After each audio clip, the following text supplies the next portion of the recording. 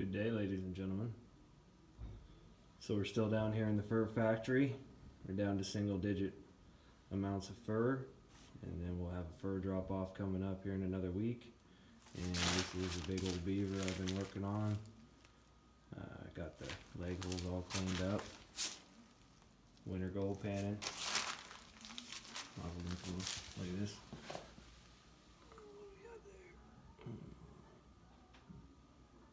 There, shiny metal.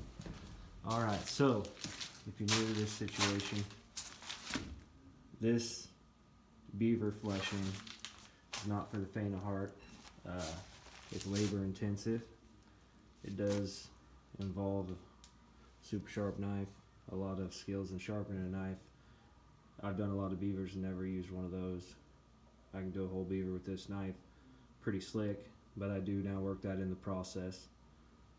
Clint Locklear sells these grizzle getters. It's what I put up. Every piece of fur ends up getting a little love from that, and that's $40 around that when I bought it, maybe 50, but it's wicked sharp. It's best to watch one of his videos he has about sharpening it, but man, it does look like trick photography when you're watching somebody use that that's comfortable with that. So, you know, the next step after we get the beaver fleshed is we get him on a hoop. I must be part Canadian because I sew all my leg holes up. This one I just put on here last night at dark time. It's mid-morning now, rainy, snowy, crud out. But this situation, it's dark down here in the fur factory, but you can see we got a nice bitch of fur on this one. Let me come back here. Ooh, there we go. That's some deep old fur there. A nice beaver. It's a lot more pale than some of them we used. But maybe I could use my glove here, flip this beaver around. So there's a lot of better videos online about fleshing that you can get a really good view of it, but I'm just going to give you a quick what I do. So I start by putting a leg hole on the beam because it holds it. Make sure your beaver ain't dragging the ground, that can be bummy. And then I just start with my beaver fleshing knife and I go around each leg and get 97%. There'll always be some that you clean up on the end. And then as you do it, just kind of flip your beaver pelt on around. And if it's white fat, like raccoon fat, then you can push it. But once you run into this red membrane, that's where the cutting comes in. Anytime you see that in a mammal, you know you got cutting. If it looks like pig fat, big white fat, you'll be all right. Here's the head on this big old critter, and that's basically I do 100% with a knife, and I don't save the nose. But you can cut off right in front of the ears. You can cut off to the ears if it has head trauma, and you can sew it all up. But the remainder of this will be attacked with the grizzle getter, which I don't know that there's any way possible. We can get a wingnut video set up real quick here to where you can actually see something. Whoa. I'm leaning up against a box here. Let's see what we got. There we go. Alright, let me see if I can not knock that over. So the leg holes are nice to hold it. I don't always necessarily start here, but this will give you a good idea. If you use your grizzle getter and let it set for a while, it'll get grease cooked on the edge of it, so you always want to knock it off. And when you finish sharpening, you always want to finish the same way you're going to hold the knife to push the fat away from the skin. So I was just going to do a couple strokes here. This is frozen, which can be dangerous because it'll allow it to pick up the fur.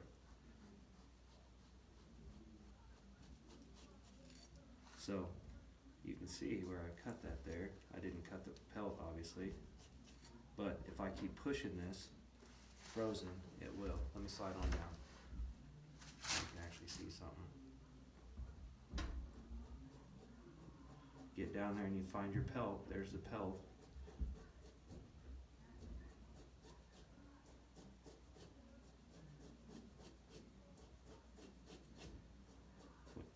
you're starting out, you want to stay towards the top of the fleshing beam. You get down here, your pelt will wrinkle up in front of your cutting edge, and you don't want that to happen because you'll slice right through it quicker than you know. So you can keep pulling it up and working all the way down. Find your pelt.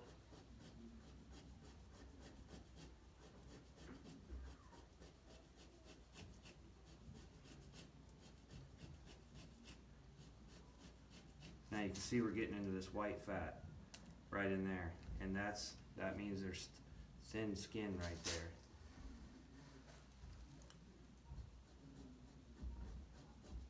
Now, I guess it's still recording. This is what I started with. It's the old knife. See, there's a white, it gets a lot thinner, there's not much fat going on underneath this, so it means that you're gonna have to really cut it. And when I say cut it, you're gonna have to apply down pressure to work it out. And again, try to favor your tip if you're starting out. Just a tip, if you know what I mean.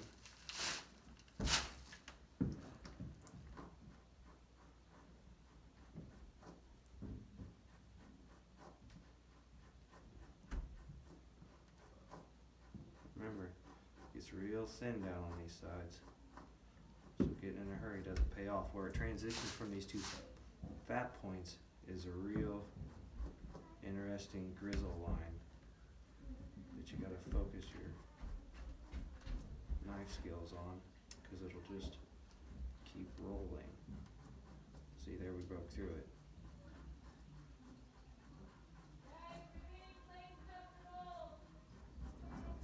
I'll give you an idea. Down here I've already cleaned off.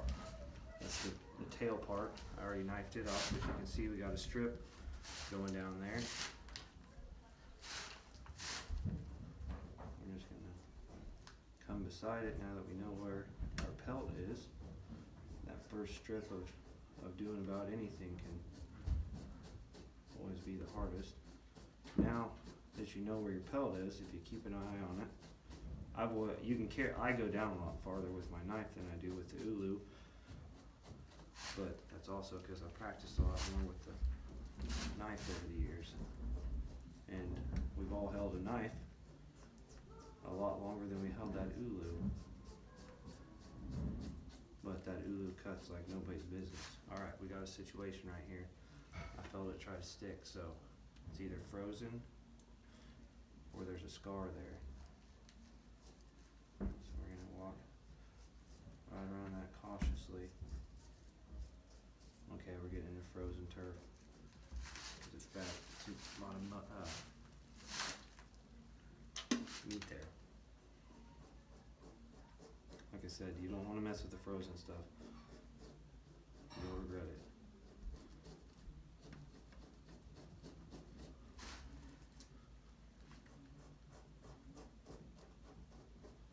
Looks like we might have snared this beaver or got him in a body grip.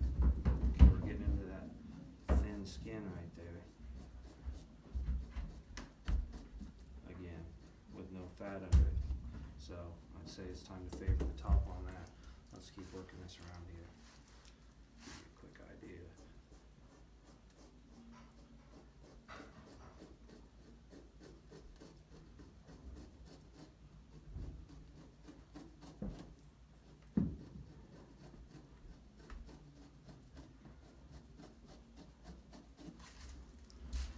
Alright, maybe you can see that.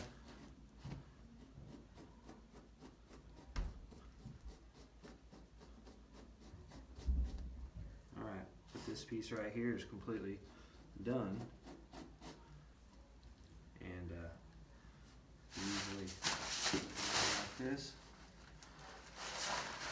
Keep in line before you flip all the way across. Always watch out for them front paws. And get it the rest of the way down. See, we're getting to that white fat that we could push with our double-handed knife. And we're getting into some frozen turf. So I'm gonna let that thaw out a little bit in that area. It's always nice to find a point. If you can find a point, then it seems easier to start focusing on the end of it and work yourself into it. Again, we're getting a little frozen here, so I don't want to get carried away. Because usually I'd stop. I'm just going to try to be cautious.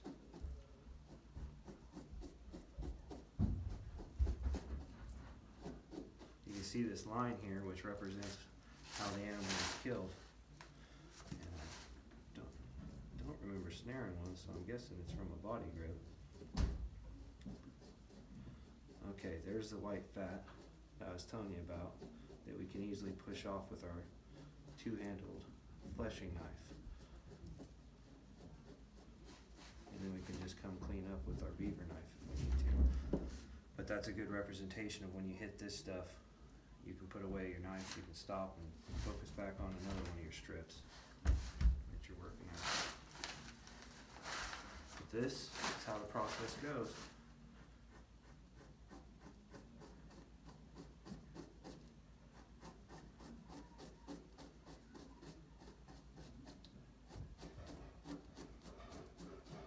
Getting down in the head area, so there's going to be a lot of transitions of muscle, tissue, all coming around.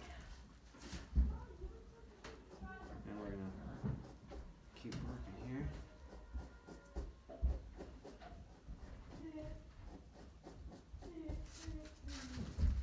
And that ought to give you a good look-see of how the process goes.